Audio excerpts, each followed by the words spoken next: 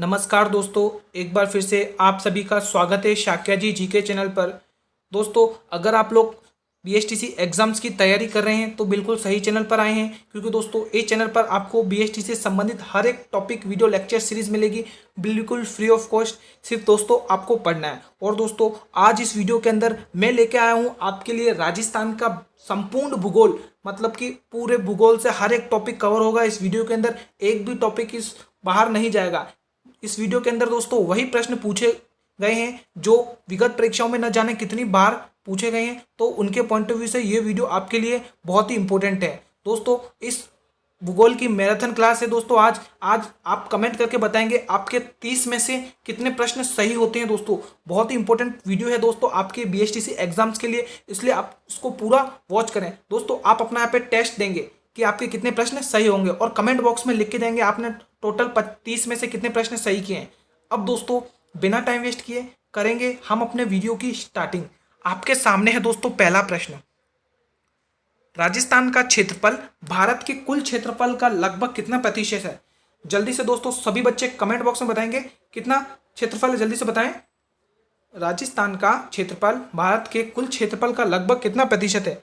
जल्दी से बताएं दोस्तों कितना प्रतिशत है? 10.40% है दोस्तों, इस बात का ध्यान रखें।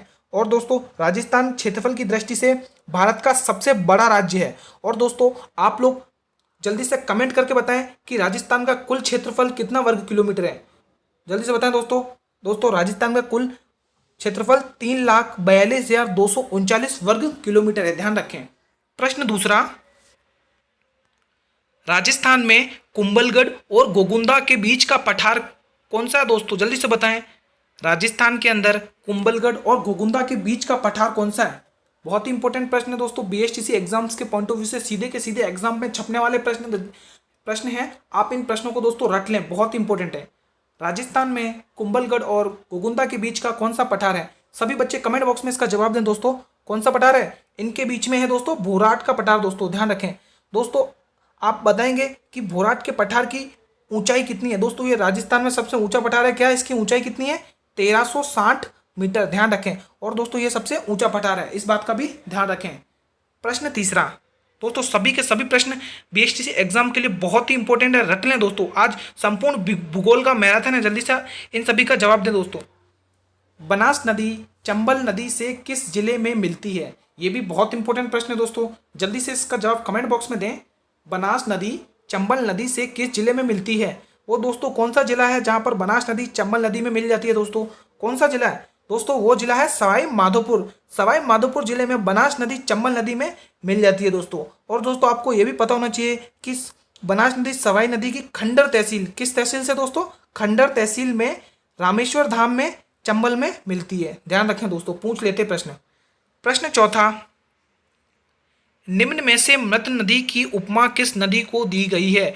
बहुत ही इंपॉर्टेंट प्रश्न है दोस्तों, डबल स्टार मार्क है, कई बार पूछा गया प्रश्न है दोस्तों, बहुत ही फेमस क्वेश्चन है। जल्दी से बताएं इसका जवाब। निम्न में से मृत नदी की उपमा किस नदी को दी गई है? बहुत ही इंपॉर्टेंट क्वेश्चन है दोस्तों BSTC exam point of view के लिए।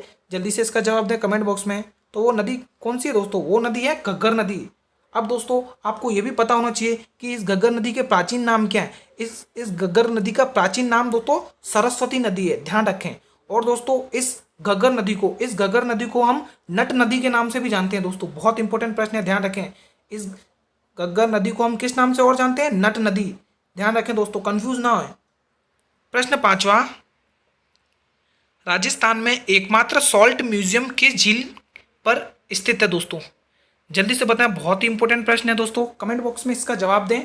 राजस्थान में एकमात्र सॉल्ट म्यूजियम किस झील के किनारे पर स्थित है? जल्दी से इसका जवाब दें कमेंट बॉक्स में, बहुत इंपॉर्टेंट है। तो दोस्तों इस प्रश्न का सही जवाब हो जाएगा सांबर झील। दोस्तों सांबर झील के किनारे एकमात्र सॉल्ट म्यूजियम स्थित है दोस्तों, इस बात का ध्यान रखें। और दोस्तों आप साथ में ये भी बताएंगे कि इसकी स्थापना कब की गई और किसके द्वारा की गई थी दोस्तों इसकी स्थापना करी गई थी 1870 में अंग्रेजों के द्वारा, ध्यान रखें दोस्तों। इसकी स्थापना 1870 में अंग्रेजों के द्वारा करी गई थी। प्रश्न छठा, मेजा बांध राजस्थान के किस जिले में स्थित है? कमेंट करके बताएं दोस्तों, बहुत ही फेमस क्वेश्चन है, कई बार विगत परीक्षाओं में भी पूछा गया है, तो ये सीधा का सीधा एग्जाम में छपेगा बीएसटीसी के। जल्दी से इस प्रश्न को दोस्तों रट लें। और सभी बच्चे इसका जवाब दें कमेंट बॉक्स में।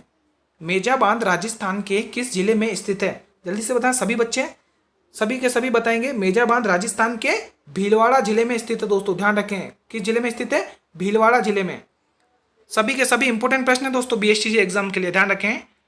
अब दोस्तों बताएंगे इसरादा बांध किस नदी पर निर्मित है? जल्दी से बताएं कमेंट बॉक्स में, इसरादा बांध किस नदी पर निर्मित है? सभी बच्चे जवाब देंगे इसका। इसरादा बांध बनास नदी पर निर्मित है दोस्तों। Option number D is the right answer of this question. प्रश्न 8वां, निम्न में से इंदिरा गांधी नहर का उद्गम स्थल कौन सा है? बहुत ही इंपॉर्टेंट प्रश्न है दोस्तों, आप इस पर डबल स्टार मार्क करें, कई बार पूछा गया है, बीएसटी में भी सीधा का सीधा छपेगा दोस्तों प्रश्न। सभी बच्चे इसका जवाब दें दोस्तों, ये मैराथन क्लास है इसलिए सभी बच्चे इसका जवाब दें और आप लास्ट में कमेंट करेंगे कि आपने कितने प्रश्न सही किए हैं दोस्तों। निम्न में से इंदिरा गांधी नहर का उद्गम स्थल कौन सा है? जल्दी से बताएं दोस्तों कौन सा है? वो स्थल है दोस्तों हैरी के बैराज। दोस्तों ध्यान रखें हैरी के बैराज। और दोस्तों आप ये भी ध्यान रखेंगे कि इस इंदिरा गांधी नहर को दोस्तों राजस्थान की जीवन रेखा कहा जाता है। बहुत ही इंपॉर्टेंट क्वेश्चन है दोस्तों, आपको पूछा जा सकता है एग्जाम्स में, राजस्थान की जीवन रेखा किसे कहा जाता है? तो इंदिरा गांधी नहर को, ध्यान रखें दोस्तों। प्रश्न 9वां, सभी के सभी इंपॉर्टेंट प्रश्न है दोस्तों, जल्दी से रट लें इन सभी को। निम्न में से राजस्थान की मरुगंगा किसे कहा जाता है? दोस्तों बहुत ही फेमस क्वेश्चन है, कई बार पूछा जाता है, राजस्थान की मरुगंगा किसे कहा जाता है? दोस्तों आपको पता होना चाहिए कि राजस्थान की मरुगंगा किसे कहते हैं। बहुत ही इंपॉर्टेंट प्रश्न है दोस्तों, इसलिए आप इस पर स्टार मार्क करें, कई बार पूछा भी गया है दोस्तों, इंपॉर्टेंट प्रश्न है आपके एग्जाम पॉइंट ऑफ व्यू से। तो हम दोस्तों राजस्थान की मरुगंगा किसे कहेंगे? इंदिरा गांधी नहर को दोस्तों, ध्यान रखें इंदिरा गांधी नहर को राजस्थान की मरुगंगा भी कहा जाता है। बहुत ही इंपॉर्टेंट प्रश्न है दोस्तों, सभी के सभी प्रश्न इंपॉर्टेंट है, आप इनको रट लें दोस्तों। मैं दोस्तों बार बार बोल रहा हूँ क्योंकि ये प्रश्न कई बार आए हुए हैं इसलिए। राजस्थान का खोह दरिबा क्षेत्र निम्न में से किसके खनन से जुड़ा हुआ है?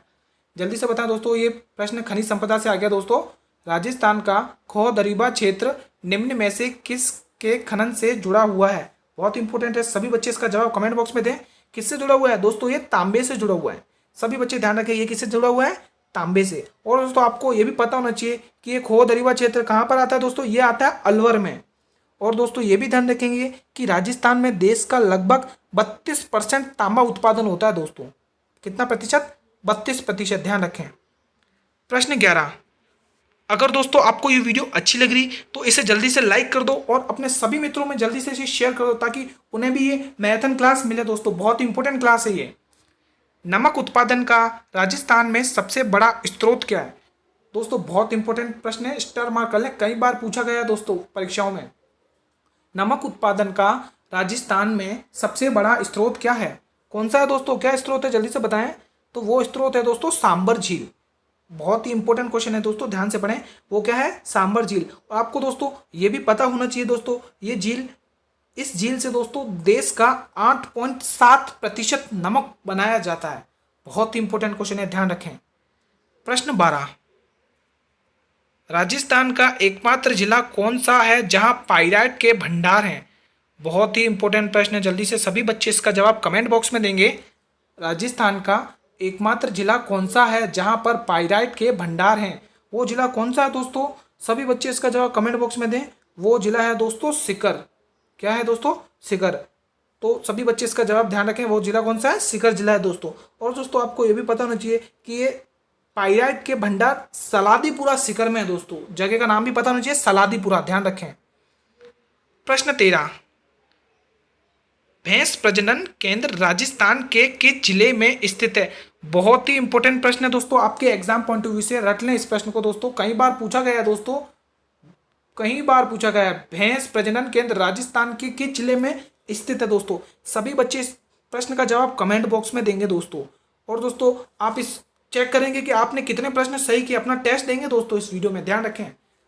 भैंस प्रजनन केंद्र राजस्थान के किस जिले में स्थित है? दोस्तों किस जिले में स्थित है? ध्यान रखें, उदयपुर जिले में दोस्तों। और दोस्तों आप जगह भी ध्यान रखेंगे, कौन सी जगह है? वल्लभनगर, उदयपुर, ध्यान रखेंगे। प्रश्न 14, एशिया की सबसे बड़ी ऊन मंडी किस जिले में है दोस्तों?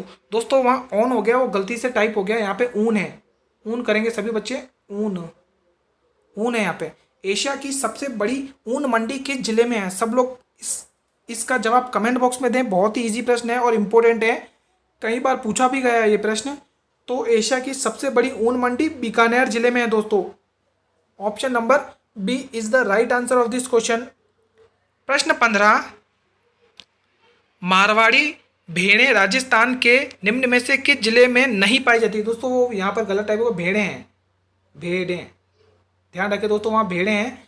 मारवाड़ी भेड़ें राजस्थान के निम्न में से किस जिले में नहीं पाई जाती है? प्रश्न को दोस्तों ध्यान से पढ़ेंगे, वहां पर इस क्वेश्चन में नहीं पूछा गया है।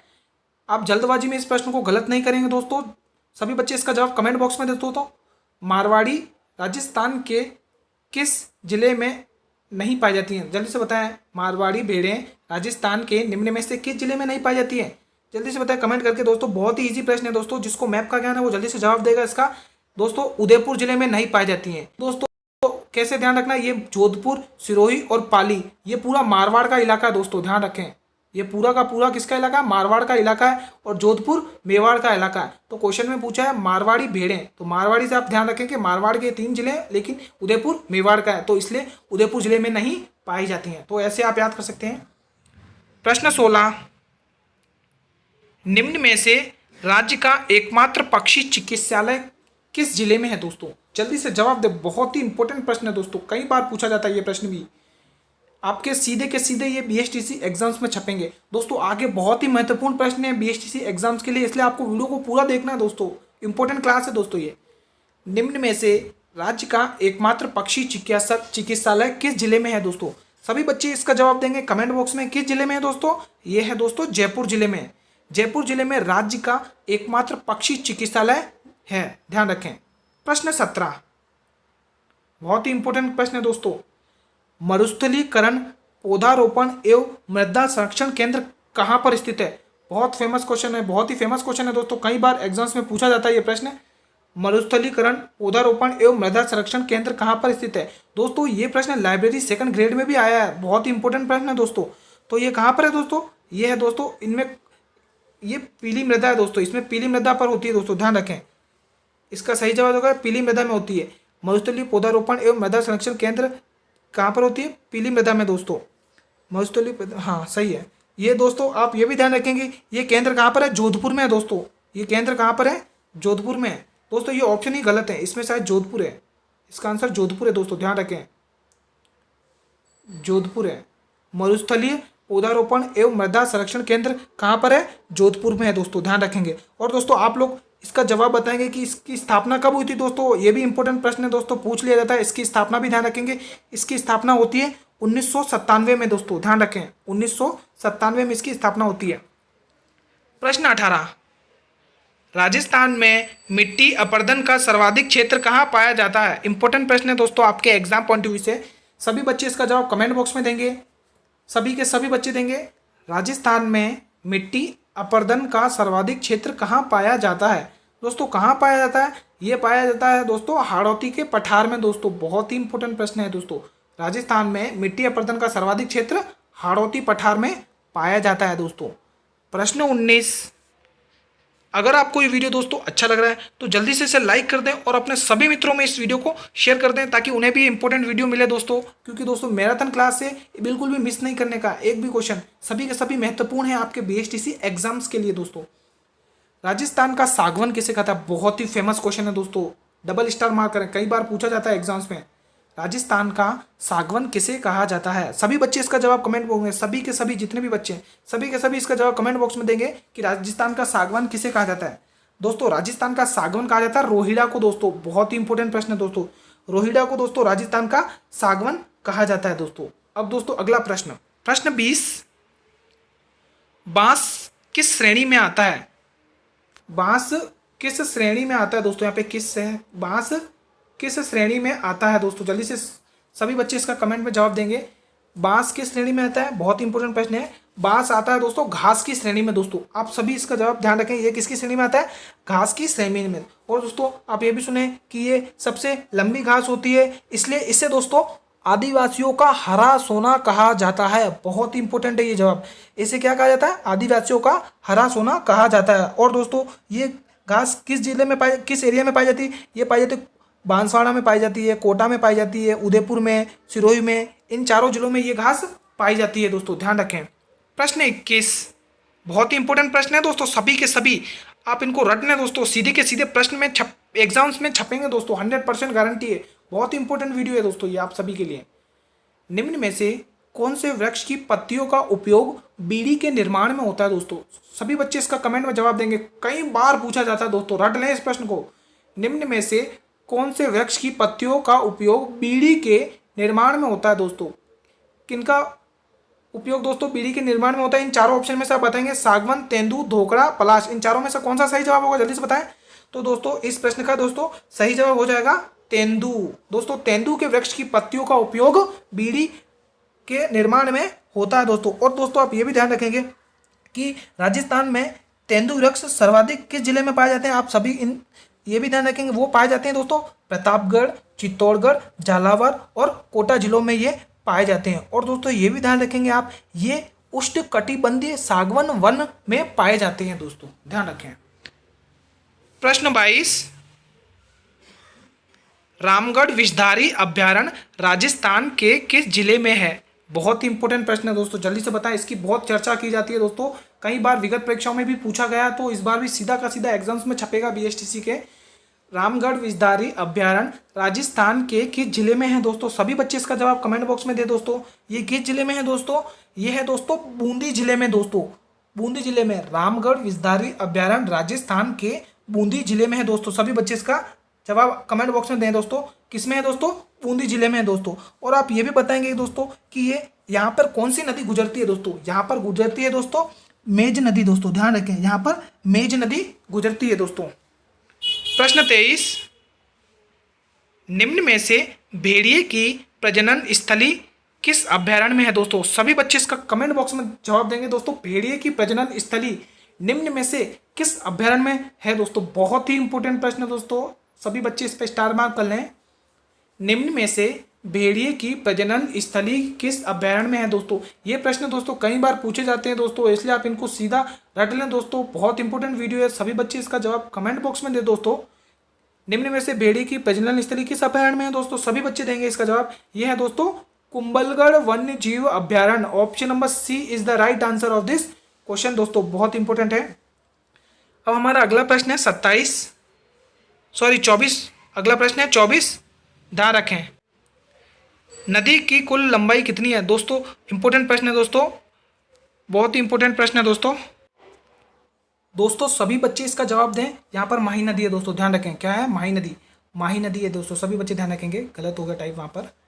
माही नदी की कुल लंबाई कितनी है दोस्तों? जल्दी से कमेंट बॉक्स में बताएं दोस्तों, बहुत बार पूछा जाता है इस प्रश्न में, अक्सर बच्चे गलत करते हैं दोस्तों। माही नदी की कुल लंबाई कितनी है? सभी बच्चे कमेंट बॉक्स में बताएंगे, बहुत इंपॉर्टेंट क्वेश्चन है, विगत परीक्षाओं में भी ये प्रश्न कई बार पूछा गया है दोस्तों। दोस्तों माही नदी की कुल लंबाई हो जाएगी दोस्तों 576 किलोमीटर दोस्तों, सभी बच्चे इसका जवाब कमेंट बॉक्स में बताएंगे कितनी है? 576 किलोमीटर। और दोस्तों एक प्रश्न और पूछता हूं मैं आपसे कि राजस्थान में माही नदी की कुल लंबाई कितनी है? ये प्रश्न तो न जाने कितनी बार पूछा गया है दोस्तों। आप दोस्तों इस प्रश्न को ध्यान से देखेंगे, मैं पूछ रहा हूँ राजस्थान में कुल लंबाई कितनी है माही नदी की? सभी बच्चे बताएंगे। तो दोस्तों राजस्थान में कुल लंबाई है 171 किलोमीटर, लेकिन इस प्रश्न का सही जवाब हो जाएगा 576 किलोमीटर, क्योंकि इसमें माही नदी की कुल लंबाई पूछी है, और राजस्थान में पूछे तो 171 किलोमीटर की। सभी बच्चे इसका जवाब ध्यान रखेंगे दोस्तों। और दोस्तों आप ये भी ध्यान रखेंगे, इस माही नदी को राजस्थान में आदिवासियों की गंगा कहा जाता है। क्या कहा जाता है दोस्तों? आदिवासियों की गंगा। और क्या कहा जाता है? कांठल की गंगा और वागड़ की गंगा भी कहा जाता है। कई बार ये प्रश्न पूछे जाते हैं दोस्तों, रट लें इन प्रश्नों को दोस्तों, बहुत ही इंपॉर्टेंट है ये। प्रश्न 25 निम्न में से अर्जुन की गंगा कहा जाता है दोस्तों? इस चारों ऑप्शन में से, इन चारों नदियों में से किस नदी को अर्जुन की गंगा कहा जाता है? बहुत ही इंपॉर्टेंट प्रश्न है दोस्तों, फेमस क्वेश्चन है, डबल स्टार मार्क कर लें, कई बार पूछा गया दोस्तों। ये प्रश्न बीएसटीसी एग्जाम्स में सीधे के सीधे छपने वाले हैं, बहुत ही इंपॉर्टेंट प्रश्न है दोस्तों। निम्न में से अर्जुन की गंगा किस नदी को कहा जाता है? सभी बच्चे इसका जवाब कमेंट बॉक्स में देंगे दोस्तों। किस नदी को कहा जाता है दोस्तों? वो नदी है बाणगंगा नदी, जो जयपुर में है दोस्तों। बाणगंगा नदी को अर्जुन की गंगा कहा जाता है दोस्तों, ध्यान रखें। और दोस्तों क्या कहा जाता है ये भी बताएंगे। और इसे रुंडती नदी भी कहा जाता है। क्या कहा जाता है दोस्तों? इसे रुंडती नदी भी कहा जाता है। और दोस्तों बाणगंगा को 2012 में इसको दर्जा मिला दोस्तों, बाणगंगा का, ध्यान रखें। प्रश्न 26, नाथ्रा की पाल तथा मोरिजा बानोल क्षेत्र में किस प्रकार की खाने हैं? नाथ्रा की पाल यहाँ क्षेत्र है, नाथ्रा की पाल तथा मोरिजा बानोल क्षेत्र में किस प्रकार की खाने हैं? सभी बच्चे कमेंट बॉक्स में बताएंगे ये किस प्रकार के खाने हैं, सभी बच्चे बताएंगे। बहुत ही इंपॉर्टेंट प्रश्न है दोस्तों आपके एग्जाम के लिए ये। नाथ्रा की पाल मोरिजा बानोल क्षेत्र में किस प्रकार के खाने हैं? तो दोस्तों इसमें है लोहे ऐस की प्रकार के खाने हैं दोस्तों, ध्यान रखें। प्रश्न 27वां, सभी के सभी इंपॉर्टेंट प्रश्न है दोस्तों, रट लें इन प्रश्नों को। हिंदुस्तान जिंक लिमिटेड का जिंक स्मेल्टर उदयपुर में कहाँ है दोस्तों? इंपॉर्टेंट प्रश्न है दोस्तों, सभी बच्चे। हिंदुस्तान जिंक लिमिटेड का जिंक स्मेल्टर उदयपुर में कहाँ है दोस्तों? जल्दी से बताएं कहाँ पर है दोस्तों ये दोस्तों उदयपुर में है दोस्तों, ये देवारी। अब ये देवारी का है, देवारी दोस्तों उदयपुर में है, सभी बच्चे इसका ध्यान रखेंगे। और दोस्तों आप लोग ये भी बताएंगे कि इसकी स्थापना कब हुई? दोस्तों इसकी स्थापना होती है 1966 में दोस्तों, ध्यान रखेंगे 1966 में इसकी स्थापना होती है। प्रश्न 28, जनगणना 2011 के अनुसार राजस्थान के किस जिले में न्यूनतम लिंगानुपात पाया जाता है? बहुत ही इंपॉर्टेंट प्रश्न है दोस्तों, कई बार पूछा जाता है दोस्तों। यहाँ पे जनगणना है, जनगणना 2011 के अनुसार राजस्थान के किस जिले में न्यूनतम लिंगानुपात पाया जाता है? कई बार ये प्रश्न पूछा गया है दोस्तों, देख लो बीएसटीसी एग्जाम 2021 में भी ये प्रश्न पूछा गया है, तो आपके लिए वीडियो ये क्वेश्चन बहुत ही इंपॉर्टेंट है, रट लें दोस्तों इस प्रश्न को। जनगणना 2011 के अनुसार राजस्थान के किस जिले में न्यूनतम लिंगानुपात पाया जाता है? वो कौन सा जिला है दोस्तों? सभी बच्चे इसका जवाब देंगे जल्दी से, कौन सा जिला है दोस्तों? सभी बच्चे इसका जवाब दो कमेंट बॉक्स में, जल्दी से बताएं दोस्तों क्या है इसका जवाब। जनगणना 2011 के अनुसार राजस्थान के किस जिले में न्यूनतम लिंगानुपात पाया जाता है? वो जिला है दोस्तों धौलपुर, ध्यान रखें। Option number D is the right answer of this question दोस्तों, ध्यान रखें। प्रश्न 29, बहुत ही इंपॉर्टेंट प्रश्न है दोस्तों ये भी। 2011 की जनगणना के अनुसार राजस्थान का जिला ग्रामीण लिंगानुपात 1000 से अधिक किस जिले में है? सभी बच्चे इस प्रश्न का जवाब कमेंट बॉक्स में देते हैं, कई बार पूछा जाता है ये प्रश्न, रट लें इस प्रश्न को दोस्तों। 2011 की जनगणना के अनुसार राजस्थान का जिला ग्रामीण लिंगानुपात 1000 से अधिक किस जिले का है दोस्तों? जल्दी से बताएं कमेंट बॉक्स में। वो जिला है दोस्तों पाली, दोस्तों ध्यान रखें। और पाली जिले में कितना लिंगानुपात है दोस्तों? 1003, और राजसमंद में है 998, ध्यान रखें। प्रश्न 30वां दोस्तों, हमारे ये वीडियो का अंतिम प्रश्न है, सभी बच्चे इसका जवाब कमेंट बॉक्स में बताएं, बहुत ही इंपॉर्टेंट क्वेश्चन है, कई बार पूछा जाता है। सभी के सभी प्रश्न दोस्तों बीएसटीसी एग्जाम्स के लिए इंपॉर्टेंट है, आप इन प्रश्नों को दोस्तों रट लें, ये वही प्रश्न है दोस्तों जो आपको सिलेक्शन दिलाएंगे दोस्तों एग्जाम में, ध्यान रखें। राजस्थान पर्यटन नीति 2020 कब लागू की गई है? कई बार पूछा जाता है ये प्रश्न दोस्तों, जल्दी से सभी बच्चे इसका जवाब दें। तो दोस्तों ये लागू करी गई है 9 सितंबर 2020 में। राजस्थान पर्यटन नीति 2020 9 सितंबर 2020 में ये लागू करी गई दोस्तों आज की ये वीडियो यहीं समाप्त होती है। इस वीडियो के अंदर दोस्तों राजस्थान के संपूर्ण भूगोल का हर एक टॉपिक से हर एक क्वेश्चन कवर किया जा चुका है, जो पिछली परीक्षाओं में न जाने कितनी बार पूछा गया है। तो उसके पॉइंट ऑफ व्यू से ये वीडियो दोस्तों आपके लिए है बहुत ही इंपॉर्टेंट। आप लोगों को इन प्रश्नों को दोस्तों रट लेना है, सभी के सभी इंपॉर्टेंट प्रश्न हैं। और दोस्तों अगर आपको ये वीडियो अच्छी लगी तो इसे कर दें लाइक, और अपने सभी के सभी प्रश्नों दोस्तों को इस वीडियो को शेयर कर दें, उन्हें भी इंपॉर्टेंट वीडियो मिले दोस्तों। और दोस्तों अगर आप इस चैनल पर पहली बार विजिट कर रहे हैं तो मेरे चैनल को जरूर सब्सक्राइब करिएगा, ताकि आपको आने वाले हर वीडियो का नोटिफिकेशन सबसे पहले पहुंचे दोस्तों। धन्यवाद।